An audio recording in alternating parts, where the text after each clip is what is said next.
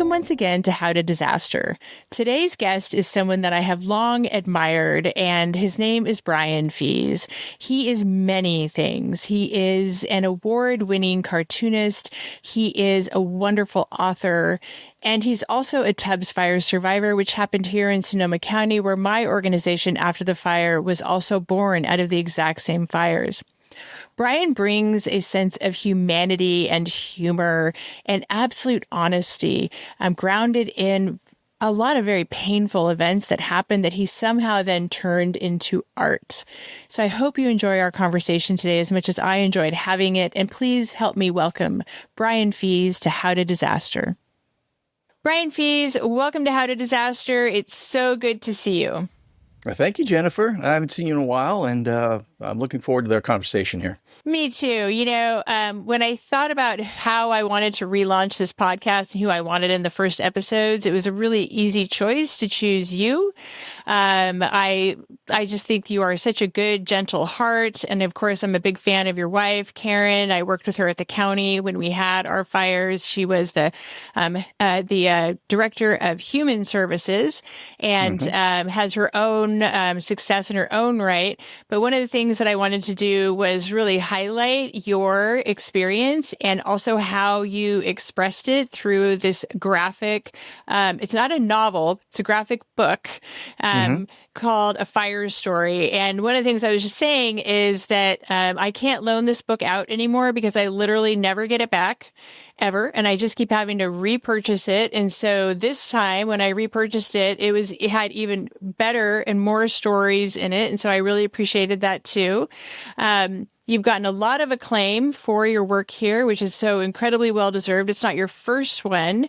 Your first one was Mom's Cancer, correct? Yes, that's right. Right. And but this one was very much that just started as, well, actually, why don't I not tell your story? And if you don't mind, taking the audience along, and everybody who doesn't know, we are from the same community, and we had, our lives change in different ways because I did not lose my home, but through the 2017 North Bay fires, specifically in Brian's case, it was the Tubbs fire. So welcome, Brian. Please tell us about this wonderful book, A Fire Story.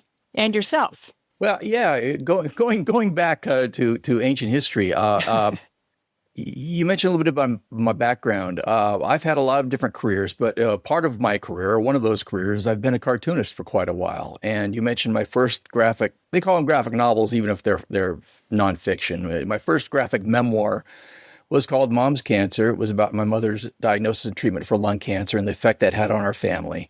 And it's a comic. Which is something. It's a little bit of a stigma or a hump we have to get over with some people who think comic books are for kids and they're meant to be funny.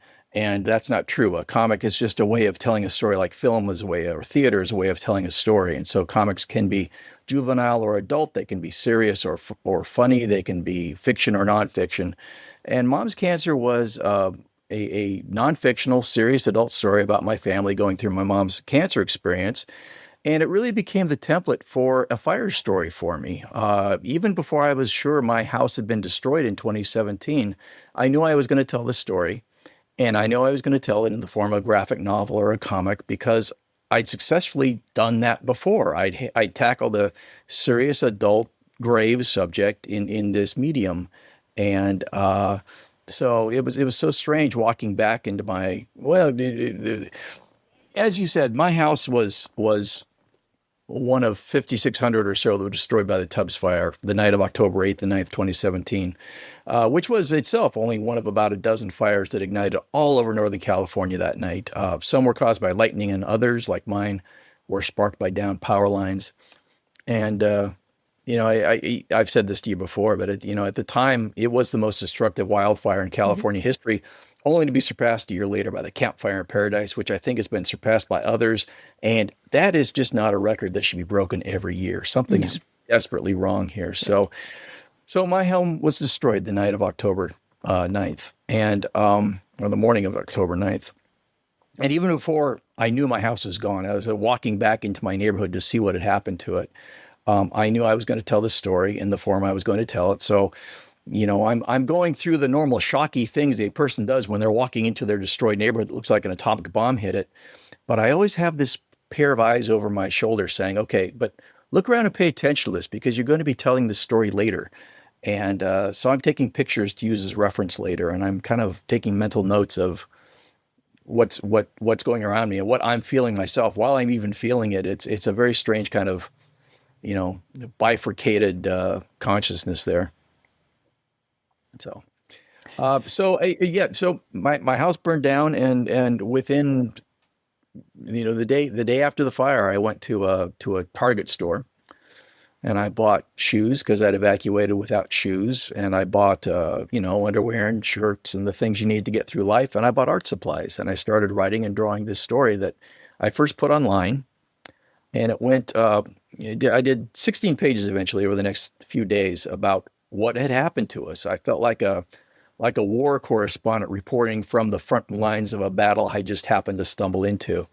And I put this online, and it went viral. Something like 500,000 people read that web version of a fire story in the next 2 or 3 weeks. And a lot of people wrote and they said the same thing, which was, I saw your fire in the news, but your comic was the first thing I read that made me understand what it was like to be there. And that's why I did it. And it later became a book, thanks to my publisher and editor, whom I've been happy to work with for many, many years. I remember seeing this happening online while I was also, navigating our own response out in Sonoma Valley. And maybe it was probably delayed. I probably saw it more after it went viral, but feeling very proud, that something so humanizing could come out of it, that you could show people the human side of it. Because if you've undergone a disaster, as we have, then you know that you can also often feel like content that's more exploitive and doesn't explain what it actually feels like. And it's such a jarring, difficult, terrifying thing to go through. And it's just so deeply human at the same time. And so I remember feeling particularly proud that you were from here and had expressed yourself that way. And I just want to make sure that I'm always expressing that towards you, that a lot of good things came out of our really terrible experience and terrible fire, that we have a lot to be proud of. I interviewed John Mills for this podcast too already, for the relaunch. And so I just want you to know that not only were you humanizing it for the people on the outside, but you made us feel less like content that was exploitive from the inside. It was a pretty big deal. So I appreciate that a lot. That's a really neat insight, and I appreciate hearing that. What I try to do is, or what I tried to do is, capture and communicate the things that only someone who'd been through it would know. And that makes it universal. I thought, well, maybe people who've been through fires will read this and relate to it. But people who've been through hurricanes, people who've been through tornadoes, anybody who's lost everything in a night, understands these feelings and this process and what you go through, and sort of the unmooredness of it. There's just the rootlessness you feel after this sort of thing. And that's what I tried to capture, honestly, was what it felt to be like to be in the middle of this weird, strange, sometimes absurdly humorous situation. I mean, one of the things I talk about in the book is, calling our utility the day after the fire to shut off our water and gas that had already been shut, our electricity and gas that had been shut off by the fire. But I could not get the people on the other end of the line to understand what had happened. They were asking me, well, yeah, we can come shut off your gas meter. And I said, there's no gas meter there anymore. And they said, oh, well, are there any dogs on the property we should rent? No, there's nothing on the property. It's leveled, it's ash. And I could not get these people to understand that this was not just a normal homeowner calling up to disconnect their gas line. And the same thing with, phone or anybody else. So it was just this process of frustration that was extremely funny in with any kind of perspective or retrospect, but at the time it was just driving us crazy. There were, and because we were the first big mega fire out the gate, like we obviously in Middletown, in Lake County, they had a big fire, the Valley Fire in 2015. So we had like a clue of what could happen, but we obviously did not know that we'd open up the era of mega fires. And so many of the systems we had to recreate on our own. And, carrying that knowledge into other communities is really important to us. But also, I love that you made humor out of like how difficult and even times, I mean, funny, but often lonely, though, for the first ones to walk the path on that scale, it's so intensely personal and yet completely shared. That's a nice way to put it. Yeah, you are sort of making it up as you go. The way I think of it in terms of bubbles, the bubble you live within, and your immediate bubble is just yourself, and then it expands a little bit to be you and your family, your spouse and kids or whatever you've got. The immediate people you need to take care of and get through the day and figure out how to feed and figure out how to clothe. And once you've taken care of those basics of life, I think it's the hierarchy of needs. Then your bubble expands a little bit to think about, well, okay, now I can have some bandwidth to help take care of my neighbors. Yeah. And so that's maybe you and three or four other families. And then your bubble expands a little more and you start talking about things like block captains and things like that. Okay, now I can start looking out for my neighborhood, and contributing to that. And it takes weeks or months it takes a long time for that bubble to get beyond just you trying to get through the day with your checklist of 57 things and waking up the next day with another checklist of 57 things. But it happens. You get there, and that bubble expands until, at least for a little while, and once in a while, you sort of feel this togetherness, this community with a larger group of people, many of whom didn't even go through the fire, but they're there to help you. The lady at the hardware store gave us a free wheelbarrow when I needed one. That kind of thing. It's just like people are.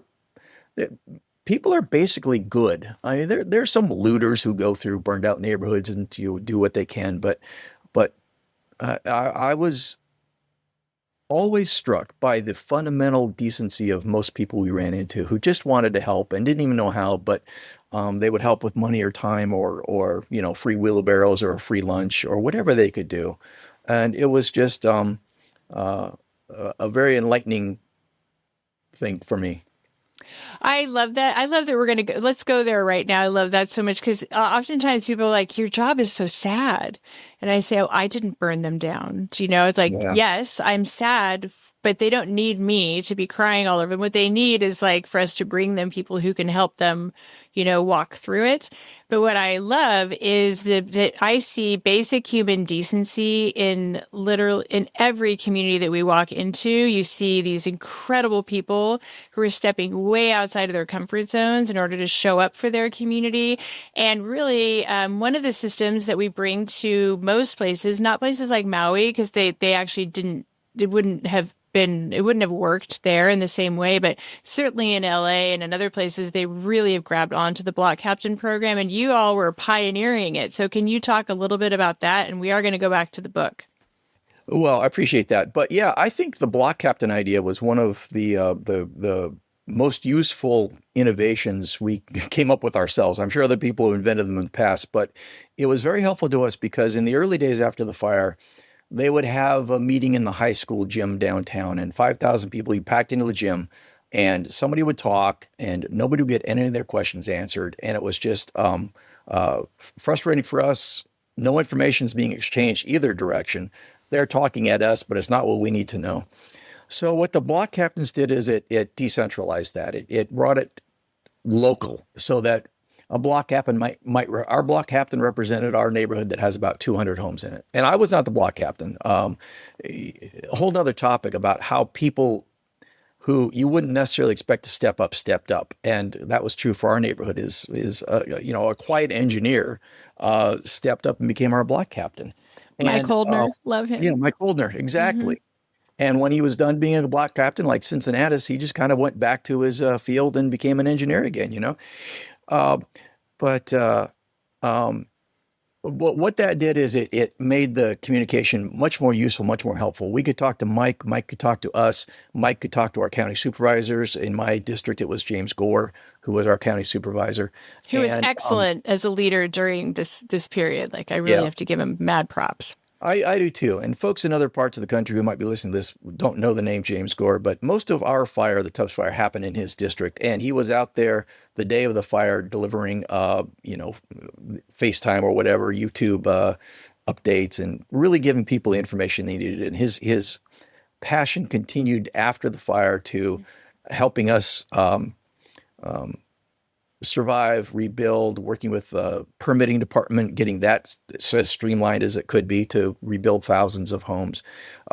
Yeah, I can't say enough good things about James Gore in this fire. Well, But in any case, I just want to interject one quick thing that one of his superpowers was saying, like, I don't know, but I'll walk alongside with you. And that's not that common for especially elected leaders who feel like they have to know everything. But if you don't know, just say it and then walk along with your community. Go ahead. yeah, yeah. Well, and he's the one as in my memory who really got the black block captain thing going. He And is.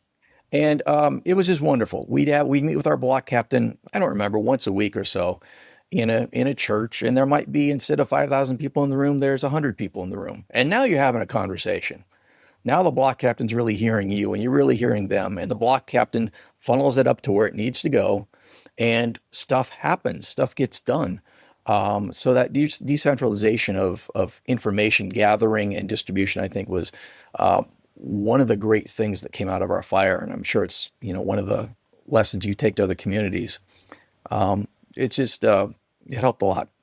We do. We have, in fact, Mike Holdner came to LA with us. When he was done, he was just kind of your block hound. He was just kind of, when he was done serving, he was done. He was like, okay, I've Exactly. given my 3 years or whatever it was. And then he was out. We totally respected that. But when the LA fires happened, he said, I'd like to come back in at some point and at least do one delegation. And he did. And he was really helpful, really gentle. He's a very gentle, quiet person, which brings me back to your other comment of, the emergent leaders is something that is so critically important. And Rebecca Solnit talks about this a lot in A Paradise Built in Hell, the amazing communities that arise in disaster, and that they should never be overlooked because you can't really predict how people are going to respond in a disaster. And you can't predict who is going to have the capacity or the desire to actually stand up with their community to lead. So. Yeah. Well, my favorite example comes from within my own family of people whose skills one wouldn't necessarily think would be valuable until you need them. One of my daughters is a CEO of a museum, and so she knows how to restore things like statuary that needs to be cleaned off, get the fire smoke and damage off of it. So she knows how to restore things like books and things like that. And my other daughter is an archaeologist who knows how to dig things up. And so And they're she brought, twins, right? they are, yeah. Yes. So my daughter Robin, the archaeologist, brought a team of archaeologists to our burned out house one day to help us sift through our rubble and find things. And they had all the archaeology gear out, all the sifters and the buckets and the shovels and the spades, and they didn't find much, but they gave us the peace of mind of knowing that there wasn't much to be found. So that kind of thing just happened everywhere with everybody. My neighbor across the street was a retired FBI agent who in the 70s was one of the FBI's lead bomb investigators. Well, our whole neighborhood had been bombed. So he knew, his name was Larry, and Larry's motto was, everything is still here, it just changed shape. So, Dramatically. yeah. So he knew how to look for things in an environment where it looked chaotic, but he could see things that other people couldn't see. So, and that just happened everywhere all the time. It did. It was actually really my favorite part of it. One of my things I like working about this work so much is that there are no heroes or saviors. That actually the community is the hero, if anybody together, and that we all just bring our unique talents into this massive group effort. And I like to tell new communities, like, you're all in this together. And I love that for you. Like, that's the most ideal way to think about it and to walk through and to make sure that you're leaving a lot of room for, first of all, not trying to do it all yourself, because that's impossible, but also leading to a place where you and your neighbors were so much closer after, and you never would have wished for any of this to happen because it was a Herculean effort to get to where it is now. But you are, of course, rebuilt. So why don't you, do you want to talk about some of that process as you went through? Because it is how to disaster. And like, what did you go through? What did you need? There's a lot to that, but like, what are the Oh things gosh. you'd want people to know?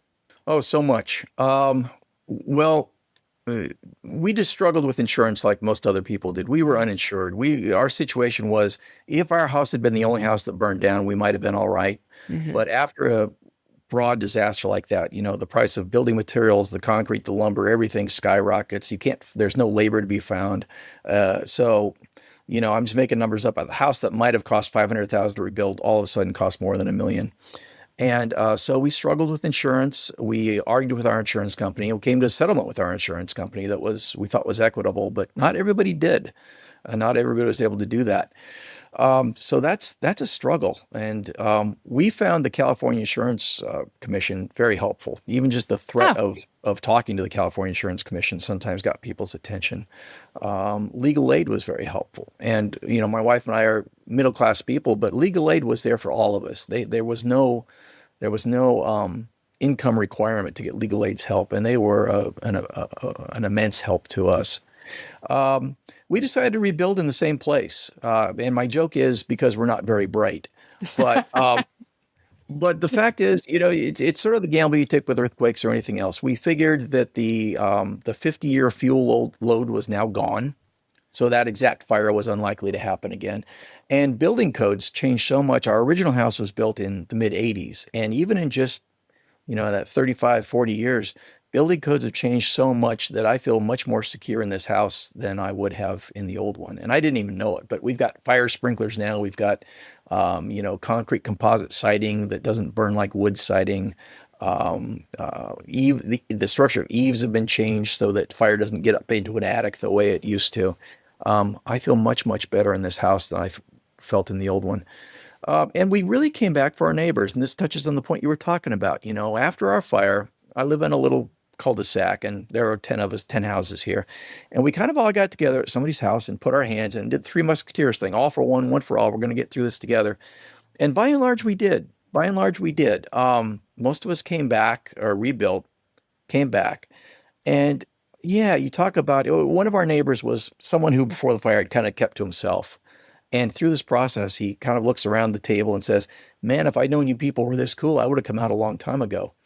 You know, and it's been a while, but we still get together in the middle of the street 2 or 3 times a year and have a barbecue. And when we do, we're kind of like old army buddies. We've been through this thing together, and we understand it. And it's people who haven't been through it are welcome, but they don't understand it. They don't understand that bond we have.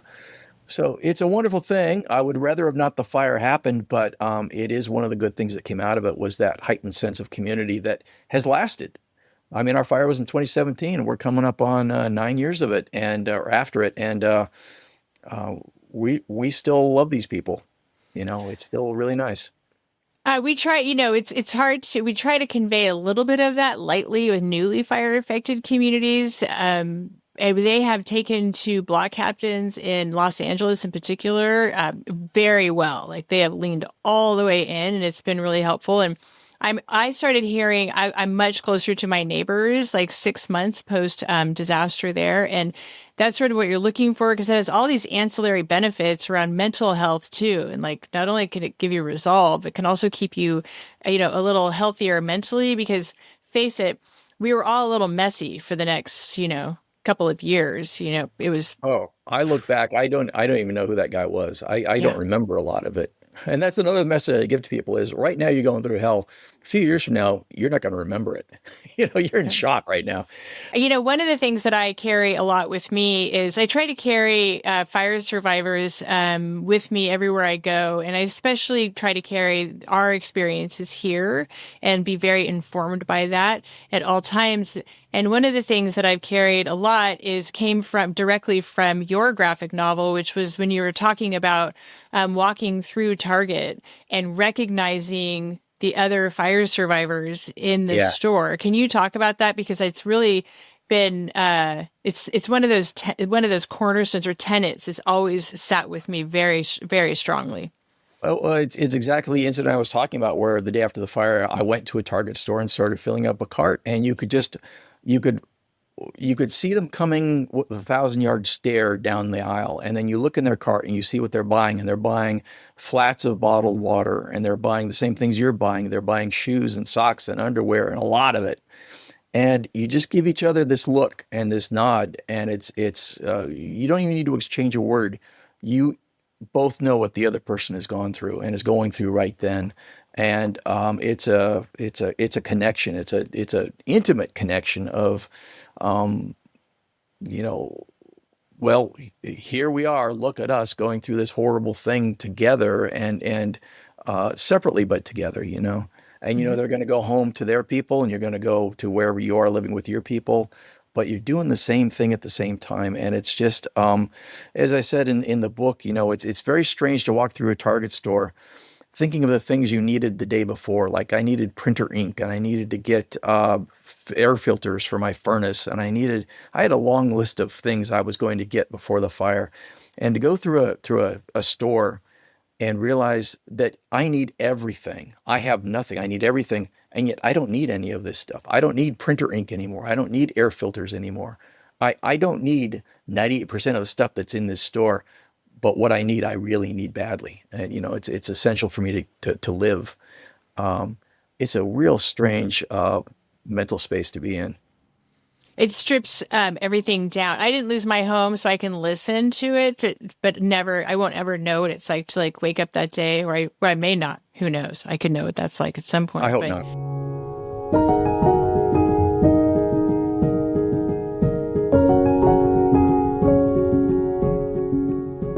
This is Kim Marshall, and I wanted to give you a heads up that our Kim on the Street segment this week discusses the very sensitive topic of suicide after a wildfire. But rest assured that our guest is wise, comforting, and very insightful. Hi, Colonel Swenson. It is just so wonderful to see you, and I'm sorry for the circumstances. Thank you. You spoke today at Larry Vane's memorial service, and his loss was a shock to the community. What do you think we can learn from tragedies like this that I'm sure you've seen before? I think we can learn that the pain and suffering caused by a wildfire sort of has a long arc in time, and it's long after the flames are extinguished and the debris is removed. The pain of the incident lingers with people for a long time, because fires, natural disasters like this, are the worst thing that can ever happen to someone, because not only do you lose everything you've worked for in your life overnight, you lose your community as everyone is displaced to different hotels and rental houses in neighboring communities. And so you lose your community. And I think the thing that Larry did was he brought people together and gave them hope for a future that was bright and back together. Now, Larry made such a mark. There was such a showing of community support. And Supervisor Horvath said it so well that, maybe we felt like we should have talked to him more, or said goodbye, or done something, shown support. How do you think we can really take this tragedy and turn it into action? I think what I hope people learn from this is that when you pour your heart and soul into your community and into your neighbors, and you love them like you love your family, and you take care of them, you just have this interpersonal connection to your neighbors. If they're having a bad day, you'll know about it, and you'll be able to help. And if you're having a bad day, by talking to them, they'll help you get through this, because it truly takes a village to raise a child, and it takes a village of people to recover from a disaster like this. So I hope the Palisades takes from Larry and Larry's efforts that you don't need to be an elected official. You don't need to have an important position in a corporation or in the community to be a valued member of the community that can really bring the community together. Larry was a common family man who lived in the Palisades and raised his family and was just a normal guy. And the fire changed all that. The fire created this fire in his belly, literally, that he wanted to be a great public servant and help not just, the world. He wanted to help those who who he called, fellow residents in the Palisades. And he would have given, and he did give the shirt off his back for those in need. And those little acts of kindness, those little acts of compassion can mean so much to community members who are suffering. And if I can just go on, that oftentimes these incidents, the wounds of these incidents are invisible to the naked eye. You have to know someone to know what they're actually suffering from. And getting to know someone means you have to actually talk to them and have the human connection. And Larry had that. Well, you also said that the regional head of FEMA told you people like Larry are crucial members of a community post-fire. Why is that? So the federal government, the state government, local government, we're only as good as the information we have. And, we can't get into everyone's living room to find out what their individual challenges are. But a local like Larry, who's from the community, who speaks from the community, has better connections and can extend the reach of the federal, state, and local government into homes, into neighborhoods. And so they can then report back what those individual members are struggling with. And then the federal, state, and local government can use that information to tailor the relief or the solution that family needs to get through this period. And that's what Larry did for me.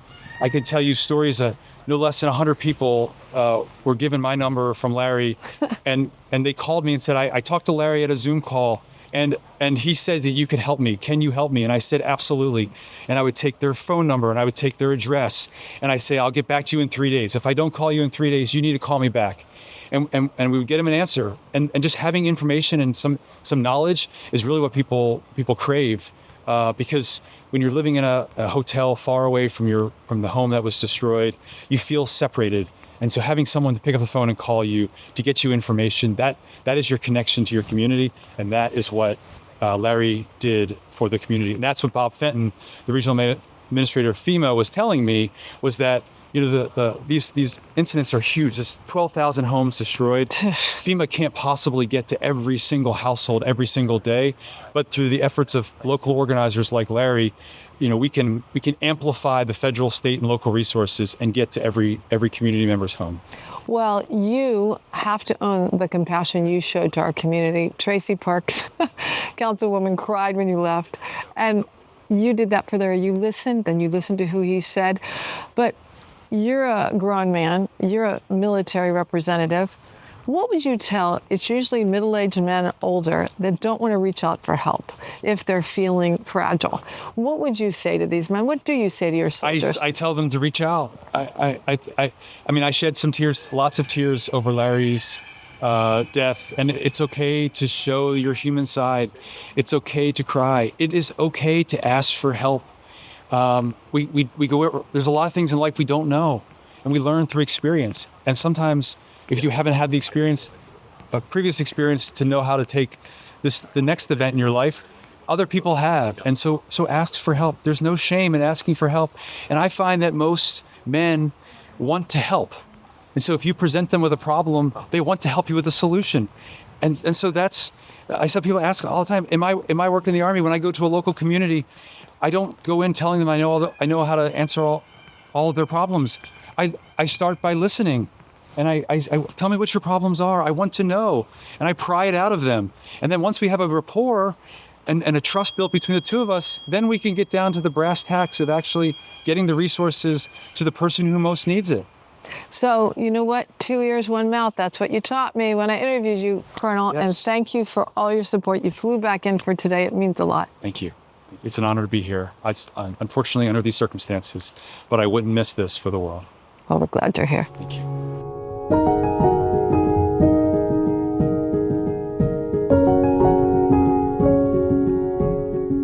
Survivor's guilt was real after that for a lot of us. Like if I was painting a wall in my house or something, I'd be like, well, it's just all going to burn down anyway, but just that it took me 5 years until I turned around. I think I'm okay. I think I found it. How many years do you think it took you?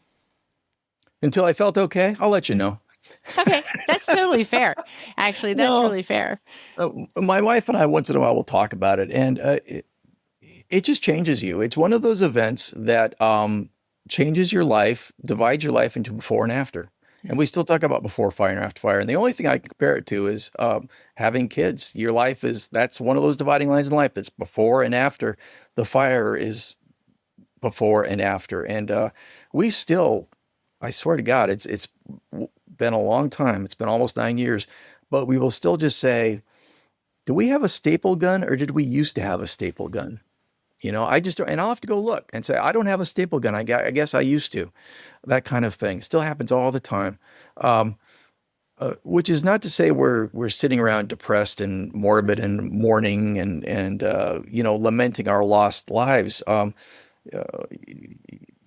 one message I deliver to fire survivors is you may be feeling very, very bad right now, but you will know joy again. You will have happy days again. The way I look at it is your life started new day one after the fire. You got a whole new life. You're not going to get that old life back. You might think you're going to get the old life back for a while, but you're not going to get the old life back. But you got a new life. And for the first many months, that every day of that new life is going to be terrible. It's just going to suck because it's going to be one thing after another. But you'll have holidays, you'll have celebrations, you'll have family time, and that ledger of days in your new life will get more and more and more happy days and better days and joyful days until it just becomes your new life that you're okay with. And I'm there, but like you say, it takes a while. It takes a few years to be okay with that new life, but you never stop mourning the old one. And you're never the same. Again, that's specifically why it's after the fire. That's why the nonprofit is called that, because we can't give you back the day before. There's nothing we can do about that. Yep. But we can help you navigate the days that come after the fire and the years that come after the fire. And we literally take all of the lessons that we learned from helping or serving people like you locally for what would work, what doesn't work. And one of the things that I'm very proud of, which people, if they've never been through a disaster, don't really understand the significance, is building a mile of common fencing. I was just going to say that's maybe where we met, was building that fence, and it's a barn raising. It's an old fashioned barn raising, and the lumber is I presume bought. But there are people out there with nail guns you can borrow, and they've got the framing up, and you're there. You just bam, bam, bam, bam, bam, putting up fence boards for, like you said, a mile. And it's a wonderful community cohesion way to spend a day. It's just, it makes you feel like you are a part of this bigger thing that's leading to recovery. So yeah, the fence is wonderful. Every time I walk by the fence, I think a little to myself, I built this. I built this fence. Yeah. Or this little piece of it anyway. Yeah. Yeah. But and the fire department came out too. And the one thing that if I can make a pitch to newly fired, or disaster devastated communities, is don't overlook the things that are maybe not the sexiest things, but when fire survivors need that thing, that's the thing you need to do. And a mile of common fencing was really hard to fundraise for. I cried a lot that year because I had promised it, because Brad Sherwood asked, and I was like, okay, and so, but raising $490,000 for a fence was really hard. Yeah. But I'm very proud that we made a little film out of it, and that you are in. And then I would take that all around for the next year and show it to like FEMA, and I could make people cry over a fence. And that's why I was very proud, because it was really that they felt connected to you. They felt connected to your community, and they suddenly understood the huge value in actually listening to what fire survivors need, what they're asking for, and then delivering that, and not layering over your own decisions. Yeah. Do you know? So important to give people what they need. I make an example I tell the story in the book of a pastor who showed up on our site while we were digging through our ashes. And nicest fella in the world. He was associated with the Red Cross, and he wanted to know if we needed shovels. No, I'd bought the shovels, so I didn't need a shovel from him. And he wanted to know if we needed bottled water. And no, we're fine, thank you. And do you need? I got the falafel truck over there. No, we're fine, thanks. And then he just he started telling me these horror stories about other disasters he'd been to. He'd been to Hurricane Katrina, and he saw bodies floating in the water in Katrina. And this poor guy. was worse off than we were. He was more damaged than we were. He needed a break. He didn't need to go from disaster to disaster to disaster, giving people things they didn't need, like water bottles and shovels. He needed to go home and take a few, you know. So meeting people where they are, giving them what they need, and this is one of the values of the block captain thing, is because not every neighborhood or group of people is going to need the same thing. But the fence was just wonderful, and I think one of the great values of us building that immense fence was it came along at a time when our bubble had expanded to include the larger community, and we, just like everybody else, are looking for ways to help our neighbors. What can we do to help? I mean, yeah, we're kind of hard up too, but what can we do to help? I can't tell you how many people I ran into who were offered help immediately after the fire and said, "No, don't give it to me. Give it to someone who needs it more." And you're looking at them; they don't have shoes. Yep. But they're saying, no, give it to someone who needs, I'm fine, give it to someone else who needs more. And we were the same. Part of that is just, I think, generosity of human spirit. Part of it, I think, is the pride of not wanting to accept charity. Sometimes you gotta accept the charity. You've got to realize, oh, I need it now. And give yourself permission to be the person who needs it now, and then maybe pay it back later. And maybe say, I can accept the compassion. That's how we try to reframe it, because we run into this pretty often, but LA was the most acute part of that, because many of these people had never taken, they were the people who'd go to balls, charity balls, do you know? Yep. And so now all of a sudden they need, and I said, well, you have to accept the compassion. Like, that's what's happening. And everybody after a disaster deserves compassion. And sometimes when I'm advising funders, on certain things, I'll say, like, don't means test it. Just give it. Do you know, allow everyone to feel surrounded and cared for and loved, in need of, to know that their community cares about them. And I think it was, maybe it was Brad, I can't remember who said it, might have been me actually, but I'm not sure, that when we broke ground on your fence, and I said, or I think I said it, or somebody else did, I don't know, but it was like, this could be metaphorical arms that are wrapping around these two neighborhoods that have been through so much, and they've done such amazing work to get each other home. And so what an honor as a community to do this thing for them, and with them too, because there was Mike Holdner especially, man, he was such a good negotiator, and we did have to buy the lumber, and Barry Friedman actually pre-purchased the lumber and then set it on so that we wouldn't be subject to the changes in the market. So it was like $340,000. It was a lot of money, and he gave money to it. And he said that for the next 2 years, when he had to drop his kid off at school, he would purposefully take Rebley Road to come up Mark West so he could actually drive by the fence, because then it reminded him of what mattered. So your comments reminded me of something else, though, and that is, and we touched on this before, is giving people what they need. And that extends to the compassion you give people. What happened to us a lot as fire survivors was we ended up trying to manage other people's feelings who were trying to help us feel better. Kind of like the pastor. I was consoling this pastor who was there to help us. And there comes a thing where people sometimes want to help you so badly and feel so bad that you end up being the person who's saying, we're okay. Everything's fine. Please tone it down just a little. I mean, the compassion other people want to give to you can be pretty overwhelming, and really just something you're not up for right now. I got no problem managing my feelings. I don't want to have to try to make you feel better about things, So there's a flip. I mean, people who are suffering from diseases, cancer or what have you, often experience this as well. Is the well-meaning person who kind of makes their life harder instead of better. They're saying, carry my emotional load for me because I feel so bad for you. Or it actually extends to donations that you don't need after a fire. And so people, their need to give often supersedes what people need to receive. And they don't always like that message when I push it out on social media. Like, what are they asking for?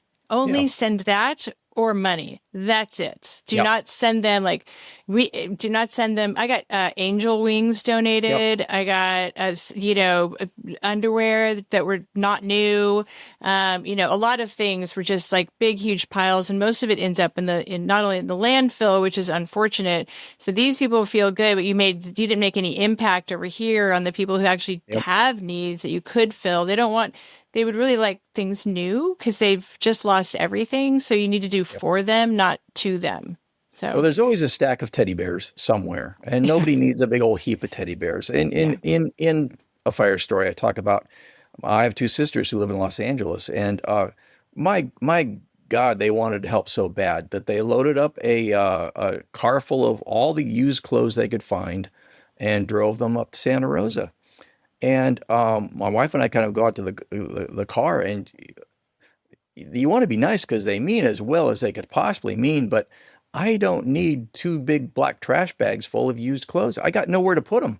I don't have a home. There's nothing I can do with these things. So, you take a couple t-shirts to feel better, and you maybe point them toward the Salvation Army, but it's, we felt a little bad after the fire telling people, if you really want to help, just give us money. And then we'll spend it.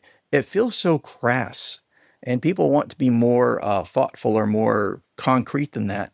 But there was nothing I liked better than taking a couple $100 into a Home Depot or a hardware store or a department store or something, and getting what I knew I needed that day. That was great, and that's been my consistent advice for other people too. Is don't try to guess what people need. Give them money and let them decide what they need. And we try to remind them that fire survivors are grown. They're grown people, and they do know, and they're not children. And just because they suffered this huge loss does not mean that your voice has to raise 17 decibels. And you're like, they don't need you to romper room them. What they need is you to listen, deliver what they need, and then don't layer over them all of your own emotions. You can go home. It's also why we don't take our own emotions with us to other communities. Like, we have them, but that's how it's useless. It's a burden. They don't mean to be a burden, but you can be a burden on accident, even with the best of intentions. And I don't mean to begrudge other people their compassion. People were wonderful, and people were kind and generous, but we had so many strange reactions. My wife and I were looking for a rental to move into.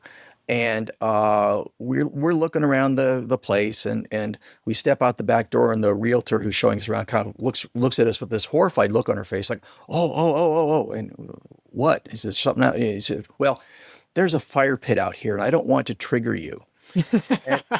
and we're like, no, I like fire pits are fine. I like fire pits. Well, fire. I don't want to mentally disturb you. It's like, well, as long as it stays in the pit. Be very nice, but it's a lovely fire pit. Thank you very much. But she was so concerned about our mental well-being that it was both touching and funny. And the other thing I wanted to make, other point I wanted to make, this is a little sideways, a little non sequitur, it's okay. But let's do it. You talk about coming back to a community, talk about rebuilding.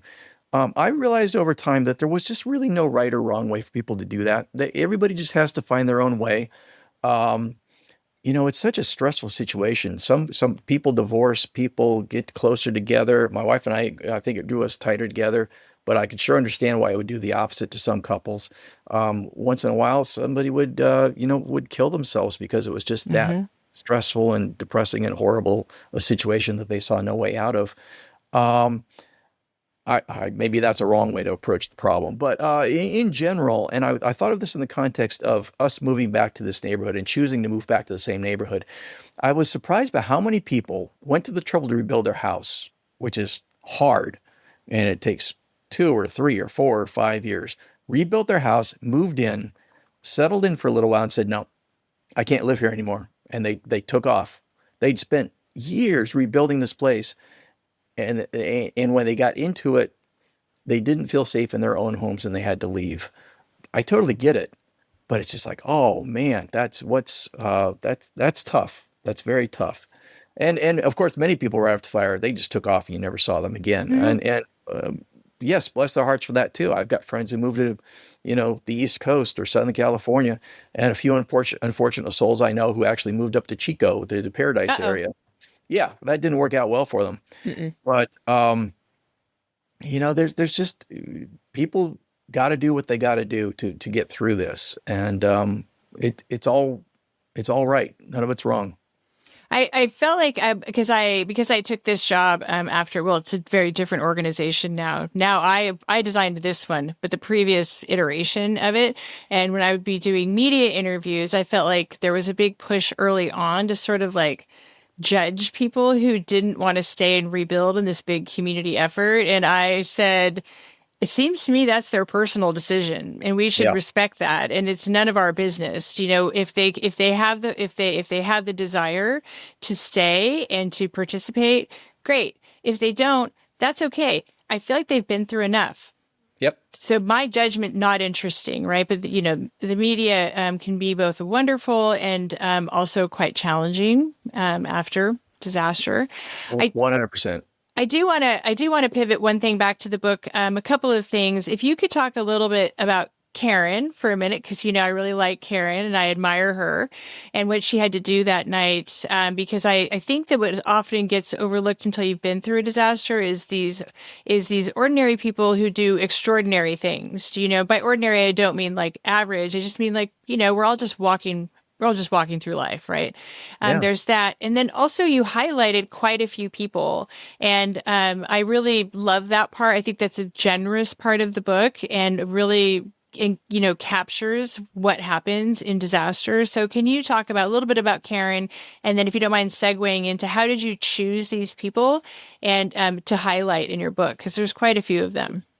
Yeah, thanks. My wife Karen at the time was the director of human services, as you said earlier, which is Sonoma County's version of social services. And as the head of her department was in charge of setting up shelters in a disaster situation. So if there's a flood on the Russian River or a fire, she's in charge of getting the cots to the high school, gymnasiums or the Veterans Memorial Building, wherever they need to be. And God, she had so many challenges the night of that fire. We evacuated our house about 1 a.m, and our house we later figured out was destroyed about 1:30. Wow. We had a little time to pack a few things, but not much. So we went to her office because she knew this was a disaster. She needed to start working, and her office had a generator, and it had, soda machines and vending machines, and we could survive in her office. So we went there, and she immediately started working the phones. And one of the challenges she faced first was her department had a plan for disaster, but that plan was this person goes there, this person goes there. She couldn't even get half her staff because it's the middle of the night. People aren't answering their phones. They don't know there's been a disaster. If you lived, 20 miles away in Petaluma, you're just having a nice night's sleep. So she couldn't get a lot of these people. And then even if she did, she couldn't get them to where they were supposed to go because somebody in Petaluma is not going to get through our fire to go, not going to go south through our fire to north or what have you. So there was just a ton of improvisation that she had to do that night of getting who she could, where she could, and getting the resources distributed as best she could. My favorite example of what she had to do that night was we have the Valley of the Moon Children's Home that's out on Highway 12, which is, again, for you listeners, kind of rural, kind of outside the city boundaries of Santa Rosa to the east of us. But there was a fire bearing down on them. And Karen had to figure out how to get some number of kids, I forget how many, but maybe 24 kids who were in foster care situations out of that home somewhere safe where they could be cared for. And the road was closed in both directions. Mm-hmm. And so she had someone who worked for her who had law enforcement experience. And she basically said, you go up there, flash whatever badge you need to flash. You take charge of that situation. You get those kids out of there. And she was communicating with him. And there was only one way to get them out of there. And it was through back roads, winding through, ways that were probably not meant to be wound through. But by God, they got those kids out of there. And it was just that kind of quiet heroism that amazes you when you see it in progress. But to her way of thinking, she was just doing her job that night. and knowing all the time that her house was probably burned down too. She was opening shelters for people whose houses burned down while her house was burning down. It was just extraordinary, but it was also again one of those situations where she was so busy and consumed by the work, she didn't have time to think about her problems. And she's often said, I walked back in our neighborhood the next morning at daybreak, and she's often said that knowing her house was gone was very freeing for her because then she could just work. She didn't have to worry about her house. She didn't have to try to get back to the property or save anything. It was all gone and she knew it. So she just spent the next week pretty much working nonstop. It was extraordinary. It was very impressive and extraordinary.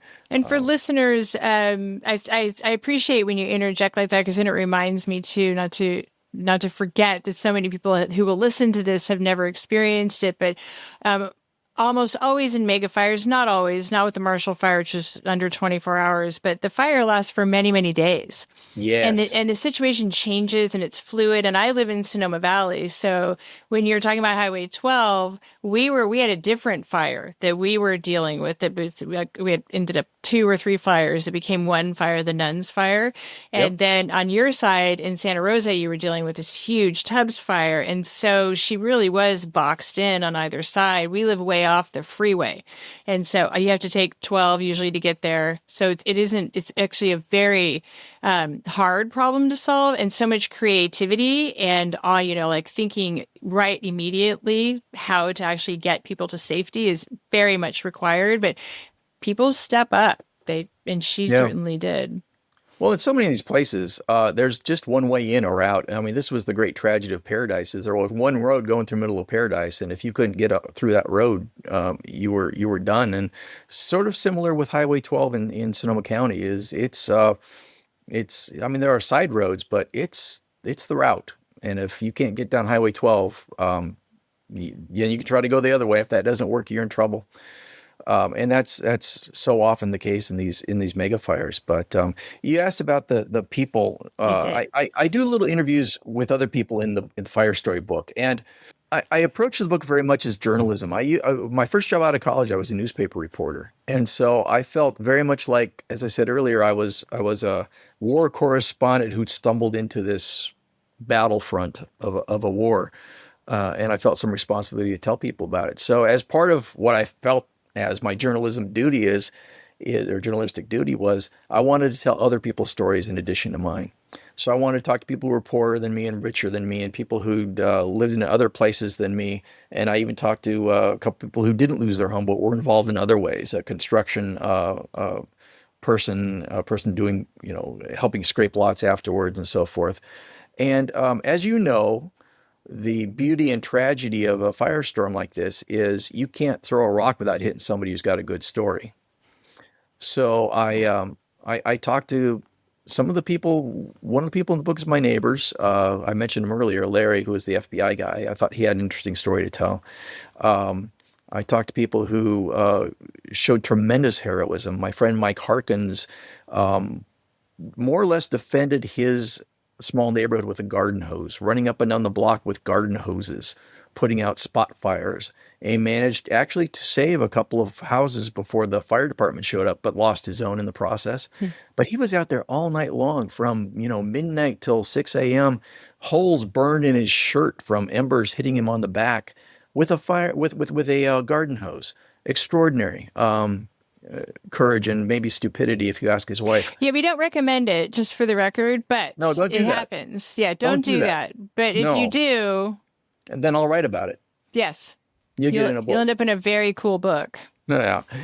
But so I wanted to tell other people's stories, and that was the point of that, was to not just tell the story of me and my family. And I tried to tell a little bit about the environmental situation, about how California geography contributed to the fire, and how heavy rains the year before created a lot of grass that grew up, and then we had the drought the year after, so it was super dry, super tindery. How these howling winds came out of the east, dried by the Nevada deserts before they hit us, and I wanted to tell this story as fully and completely as I could, and so I had to tell other people's stories as part of that. I feel like that the book is worth picking up for the human side of it, but it does also have a how-to aspect to it, though. You know, you're explaining debris removal, you're explaining the processes after that are pretty, and you know, it's not knowledge you ever need until you need it, and then you really need it. And so I encourage people to pick it up even as a how-to. And also I really love the fact that even though we can't use the word on here, it's the F word. It's my favorite word. And I love that you did not shy away from exactly the emotions of it. So can you talk about that decision? Did you get any pushback on that? Because that's one of my favorite things personally. Well, it's funny. The F word comes into play when I draw myself walking back into our neighborhood and turning a corner and seeing my neighborhood distributed. And I think to myself, F, F, F, F, F, F, F, F. And I was wary of that. My editor and I talked about it because my other books have all been clean, all ages. There's no, sex or dirty words in them. And maybe a kid wouldn't want to read them because of the subject matter, but they could if they wanted to. We were worried about the F-bomb. And we both decided we couldn't think of any other way to communicate that idea. And after the fire, we had a neighbor who lost their house and moved in with their children and grandchildren. And at night, the grandmother would read my story to the grandchildren to explain to them what had happened to Grandma and Grandpa's house. And when they got to that part of the story, Grandma would say, okay, now, we don't say this word. We don't want you to say this word. But sometimes it's just the perfect word. And Grandma would read it, and the kids will, hey, Grandma said a dirty word. And so I love that is because, it was real. And I actually, I talked to different groups, and I was invited to talk to a junior high group once. It was a big auditorium. All the kids came. And I said, I warned them. I said, did you read that page? I gave them the page number. I said, did you read these pages? You think that's okay for, 7th and 8th graders or what have you? I said, yeah, come on, let's go. And so I walk into the school, and the first thing the principal says to me is, oh, you're the guy who put the F in the book. And I said, yeah, that's me. It was all good natured, and, nobody's heads exploded. Nobody caught, nobody's hair burned, and everything went fine. But I try to be cognizant of that. And because not everybody, I think I got an Amazon review once from somebody who picked up the book and said, I bought the book because I wanted to read a nice story about the fire, and the first thing I see is profanity. And she was very angry about the profanity. And she must have just turned to the only page that had profanity. Mm-hmm. But I think she gave me my only 1-star Amazon review. So, it's too bad we can't review people who review people. I know. But what are you going to do? What are you going to do? But there's an honesty to it, though. Like, it shouldn't, like, I think that's I think especially after you go through this and a community goes through this, they want, like, what is real? Like, don't BS me. Don't do any of that stuff. Just tell me what's real. Yeah. Give me some hope, but don't give me saccharine hope or, coated over hope, or this was God's plan, or you don't get more than you can handle, or it was just stuff, because it was your stuff. And it doesn't feel like a plan. It feels like a disaster. I hate all that. I hate talk about closure. There's no closure. You just, there just is no such thing. I don't know if there's such thing as catharsis. It's just stuff, people mean well again, and you don't want to bite people's heads off. But whenever anybody says to me, well, you survived, it was just, thank God you survived. It was just stuff. And I always tell the story of a Polaroid picture we had. And as you mentioned earlier, my wife and I have twins. And when my wife went in for ultrasound, the very first time we found out we had twins, they took a Polaroid picture of the screen that shows their two heads next to each other, their two little skulls. And I had that Polaroid picture, and I had it on my refrigerator for 25 years. That Polaroid picture was there. I will never see that Polaroid picture again. So you tell me what that stuff is worth. You tell me what that picture is worth. A Polaroid print is worth maybe a dime if you try to claim it on your insurance policy. And we didn't, of course. But it's gone forever, So what is that stuff?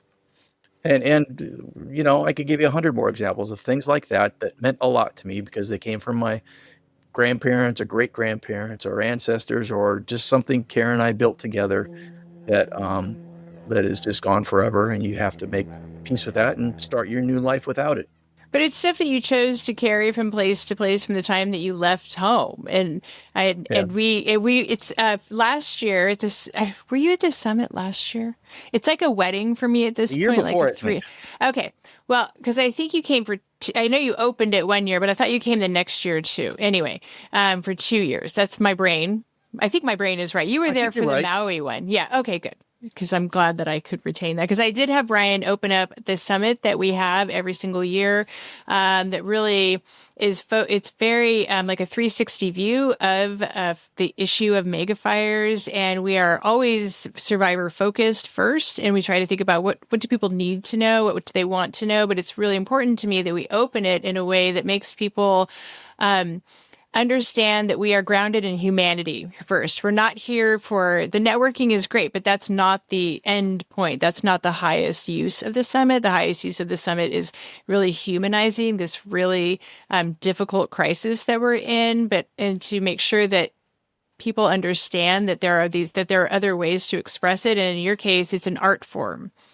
And you did a beautiful job. And I absolutely encouraged you to say the F word as much as you needed to. And I think people loved that part of it. So I said if they didn't like it, they were at the wrong summit. I had two thoughts on that. One is Sure. you talked about the 360-degree view, and I think to me that was the great value of what you do is you bring together all these people, all these stakeholders with all these different interests and knowledge, and there's fire officials there, but there's also nonprofit groups there, and all these people coming at from different directions who maybe when they get to the summit, before they arrive there, have different views about things, and they all kind of go away with a common understanding of what this is about. And I think that's one of the beautiful parts about what you do. And so that's terrific. But I also had the privilege after the fire of being part of some different art shows at the Sonoma County Museum of Art or down at Petaluma or Sonoma. Yeah. And because I draw on paper with ink, which is increasingly unusual, but so they put up some of my pages and then other artists would be there. And I was very struck. One of my takeaways was if you look at any particular artist's take on an event like this, on a fire or disaster, it's a limited prism through which to look. But if you get a dozen artists together, all looking at the same thing, you get a ceramicist and a fabric artist and an oil painter and a cartoonist, all looking at the same event from all their unique perspectives. I think it gives you a really good feel for what it's like, what it means, what it felt like to be in this spot. And I was struck by that every single time I was in one of these exhibitions or went to see one of these exhibitions, how powerful art can be as a consequence of one of these disasters. I totally echo everything you just said. One of the things we like to tell new fire communities or advise them that if you can put art in it, especially in the first year, there's a visceral way that it can deal with your pain and your grief, but also what unites us, what can be beautiful about it, what can be, it's poignant, and that it's a superpower. I think art is a superpower often, but especially right after a disaster, and that can last for years. But in that first year in particular, I think it's critically important. I know that I bought one of your,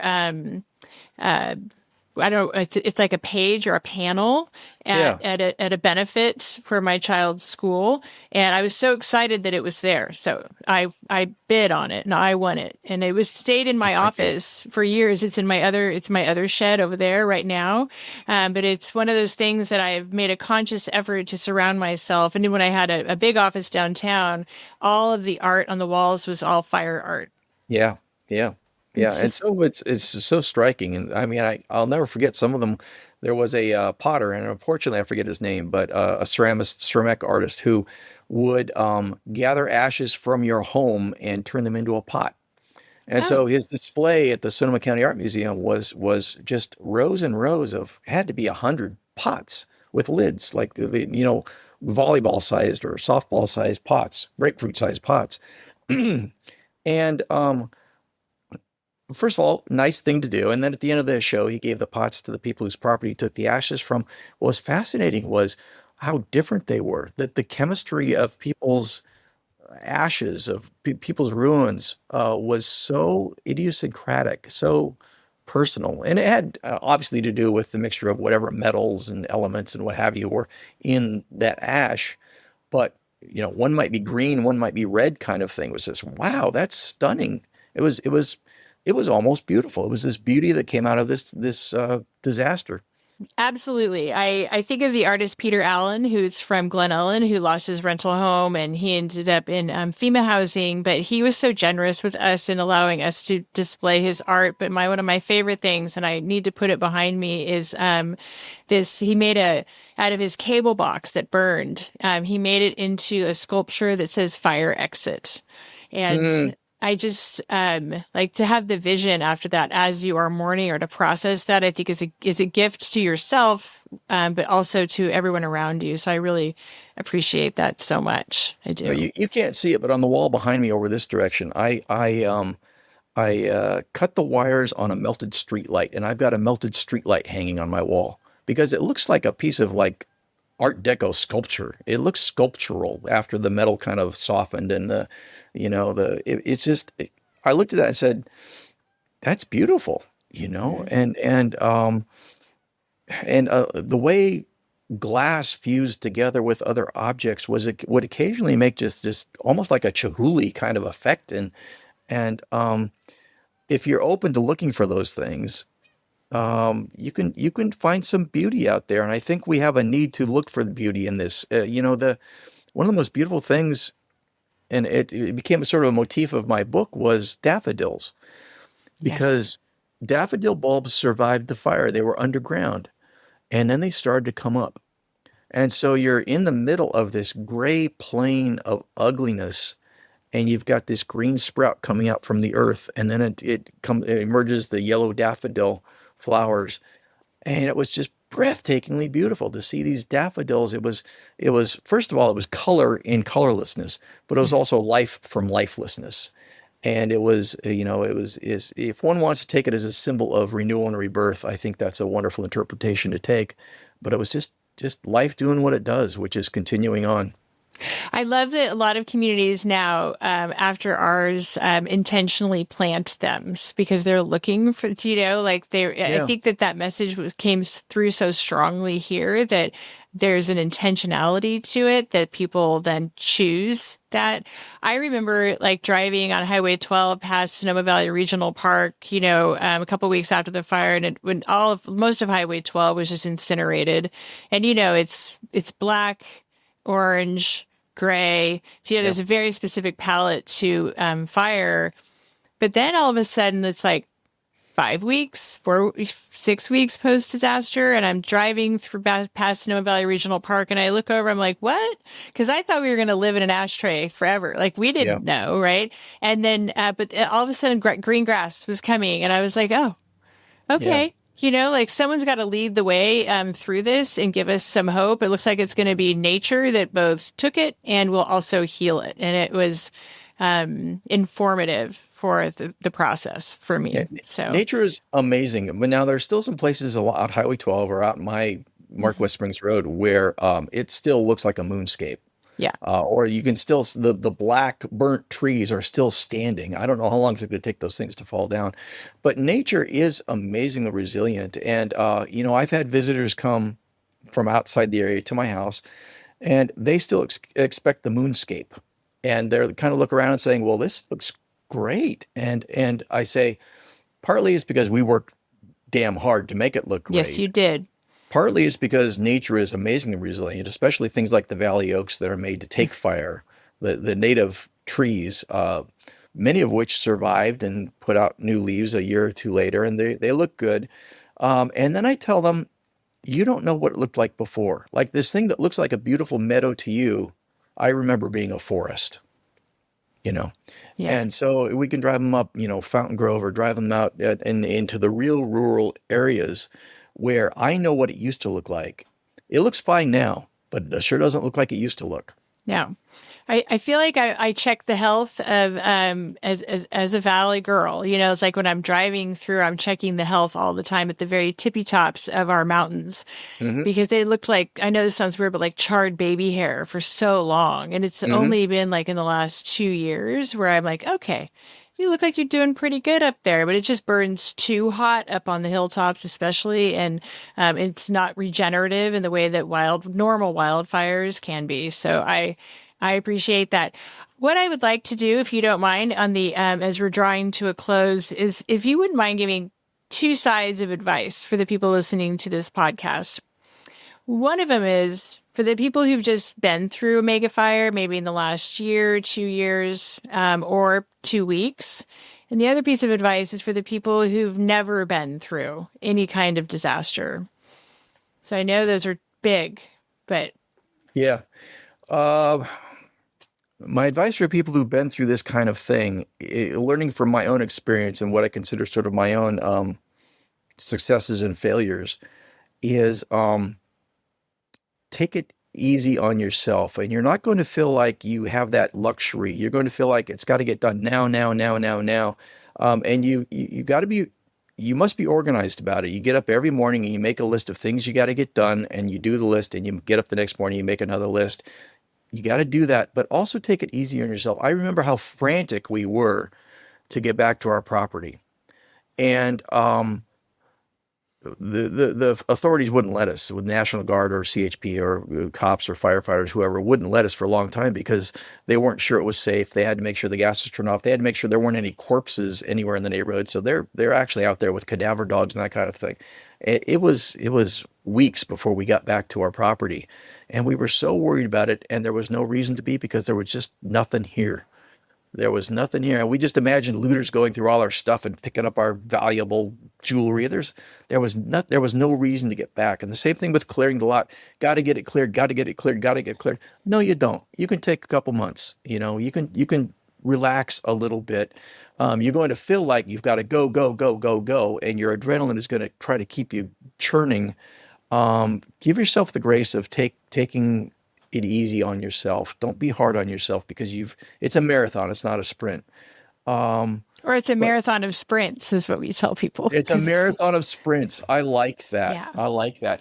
Another piece of advice, which is exactly the same advice I give to people who I learned from my first book, Mom's Cancer, was be your own best advocate, because nobody's going to care more about you than you care for yourself. Argue for yourself.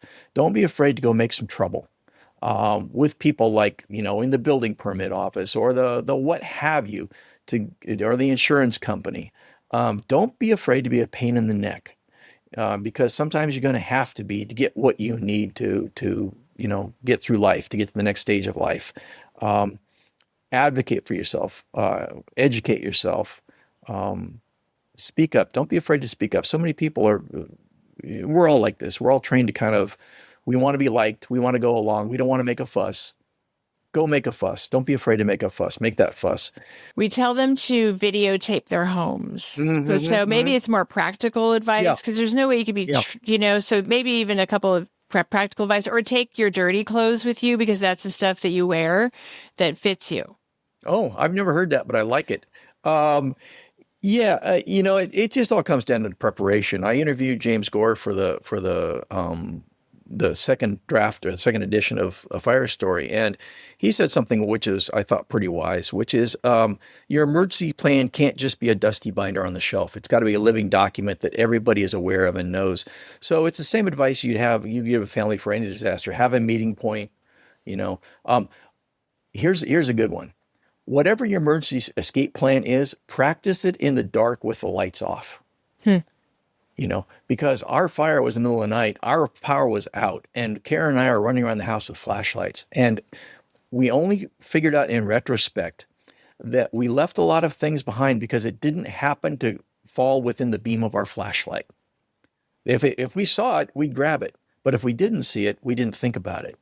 Whatever your emergency escape plan is, and so this will force you to do things like have a flashlight by the bed. Have a couple flashlights by the bed. Have those little lights in your power outlets that turn on when the power goes off. Go buy those. You can buy a 6-pack of those for $20 or something. Go get those.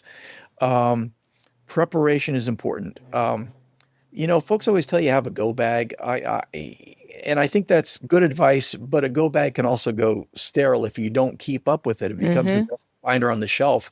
Then all of a sudden you're looking at, well, what am I going to do with this 10-year-old can of tuna fish? But have that go bag, have a plan, have that contact somewhere else that everybody can call to know how you're doing and get together and know where to meet. And I think that'll get you through a lot. I think it will. And I think a lot of people bring like their documents, which is fine, but you actually, it's not that hard to get those replaced. Like they do have a center for you to be able to do that. But one of the things that there was a man he's about your age after the Palisades fire. And I was talking, a newscaster asked me to talk to him and his wife. We don't do individual assistance, but I absolutely will do this kind of thing on occasion when I think I can be helpful. But the fire was maybe 2 weeks old, and the man was especially devastated and felt really guilty because he had been charged with keeping these family heirlooms. Yeah. And they were lost in the fire. And I said, but if you knew that you weren't going to come home, like you would have taken those, right? And he goes, well, yeah. And I'm like, so you didn't know. So do you know what I mean? Like you just carrying that guilt, I think you even touch on heirlooms in here too. And just something I met a woman at a book signing who came up to me and said, I feel so guilty because, I was the person in my family who was in charge of the heirlooms, and they'd come from the old country and they were 150 years old. And I said, well, there's nothing you could have done. And she said, yes, but I was the link in the chain that broke. Yeah. She was the one that broke, and she would never get over that guilt because she had this grave responsibility to her family, and she let them down in her mind. You touch on the question of you would have taken them if you'd known. And I noticed something really interesting psychologically. First of all, Karen and I assumed when we evacuated that night, we'd be back in a couple days. We didn't know it'd be forever. I think so many people did. And I talked to so many people who packed for 2 days evacuation. They grabbed 2 pairs of socks, 2 pair of underwear. They threw an extra shirt into a bag. They thought they'd be away from home. 2 days seemed about right. Because one day, okay, maybe not tomorrow, I'll get home, but I'll be back the day after tomorrow. And it's almost universal that nobody thinks it's going to be forever, but 2 days, that sounds about right. Well, that's not right. And so we had a little desk drawer full of our important papers. We just grabbed that whole desk drawer and threw it in the car. But you're right. I have a box out here. Yeah. All the stuff goes in there. Yeah. It's not that hard to get those papers back. And depending on where you are, you probably don't need things like jugs of bottled water and, the stuff that you can go drive 10 miles to a store and get replaced. You're not going to need emergency food rations usually, depending on where you are. But those family heirlooms are irreplaceable, and I think that should be top of everybody's list of. Here's my suggestion to folks: if prep for disaster is, just make that list. Maybe you can write it down and just say, here are the 10 things I really want to grab. I want to grab grandma's necklace, and I want to grab grandpa's whiskey jug, and have that on your consciousness, and because that's the stuff you'll miss. Yeah. Well, Brian Fies, I knew that it would be lovely to see you again and to interview you, and I really appreciate your time and your heart. A fire story. So I know you can find it on Amazon, but is there another place, a website that we can drop in the show notes so that people can follow you there? Or what's your best advice to pick up this book? I really love this book. Oh, I appreciate it. My advice is always order it from your local heroic independent bookseller if you've got one. But any bookstore should be able to order it. It's probably not on the shelves because it's been a while. It's been a few years.